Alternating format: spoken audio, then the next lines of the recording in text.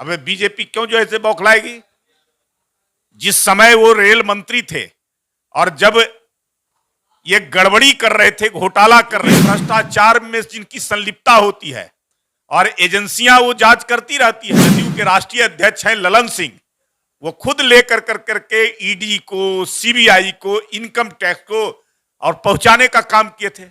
सबूत और प्रमाण के साथ देने का काम मिलेगा तो उस सबूत पर जो है से वो जांच तो करेगी। एजेंसी तो उसी के लिए होती है। तो लालू यादव ने गड़बड़ी किया है। देवगौड़ा की सरकार थी जो उन्हीं के बनाए हुए, उन्हीं के पार्टी के थे।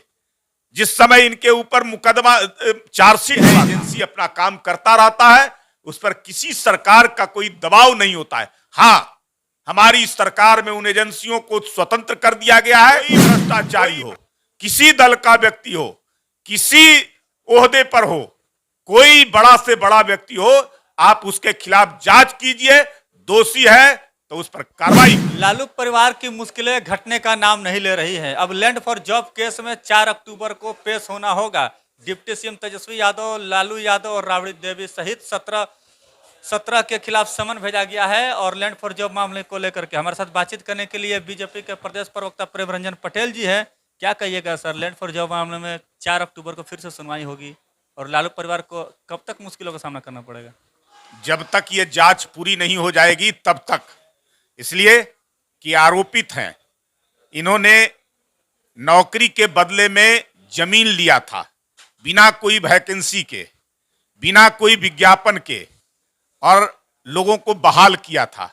बहाल करने वाले लोगों से और उनके परिवार के लोगों से अपने नाम जमीन और संपत्ति लालू यादव और अपने परिवार के नामों से कराने का काम किया था। तो ये जांच तो होना ही है।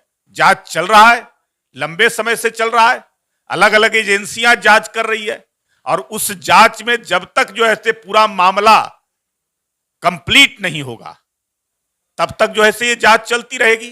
राव कह रही है कि जब जब लालू यादव एक्टिव होते हैं बीजेपी बौखला जाती है। अब बीजेपी क्यों जो ऐसे बौखलाएगी?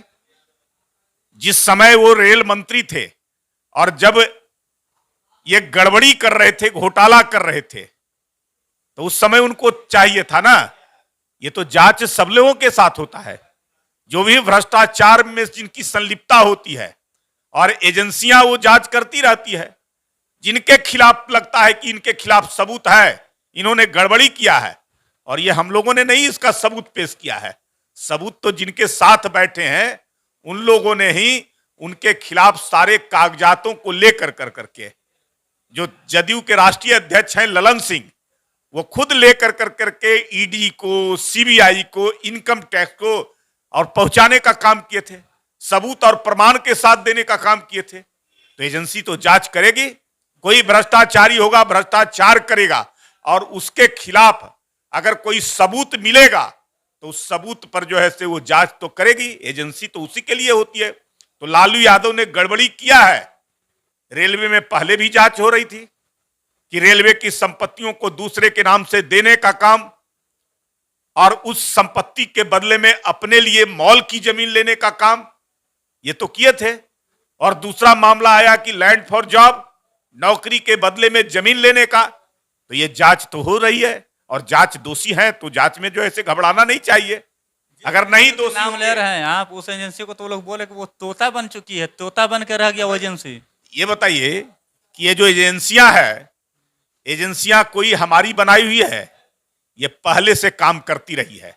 और जरा बता दीजिए कि यूपीए की सरकार थी मनमोहन सिंह की, आधे दर्जन मंत्रियों को जेल जाना पड़ा था सरकार रहते हुए, उसी सरकार के जिम्मे। तो एजेंसियां स्वतंत्र होती है, एजेंसी अपना काम करती रहती है। कोई सरकार का नियंत्रण नहीं होता है उस एजेंसी पर, कोई दबाव नहीं होता है। और जरा बता दीजिए, हमको नहीं बता, तो विपक्ष क्यों तोता कह रहा है? मैं वही पूछ रहा हूं कि चारा घोटाला में जिस समय लालू जी पर जो है चार्जशीट एफआईआर हुआ था, किसकी सरकार थी? उस समय देवगौड़ा की सरकार थी, जो उन्हीं के बनाए हुए, उन्हीं के पार्टी के थे। जिस समय इनके ऊपर मुकदमा चार्जशीट हुआ था उस समय मनमोहन सिंह की सरकार थी। और उस समय जब जेल गए थे तब भी जो है उनकी यूपीए की ही सरकार थी जिसके वो सहयोगी थे। तो क्यों गए थे?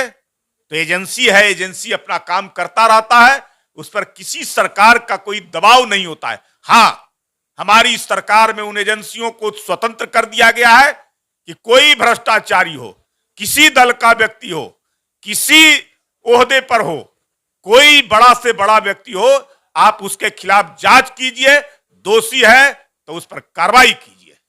प्रेम रंजन पटेल जी का साफ तौर पे कहना है कि जो भ्रष्टाचारी हो, चाहे वो किसी भी पार्टी से ताल्लुक रखता हो, जांच कीजिए, उसे सलाखों के पीछे भेजिए। तो इस पर आपकी क्या प्रतिक्रिया है, कमेंट्स में मुझे जवाब जरूर दीजिएगा।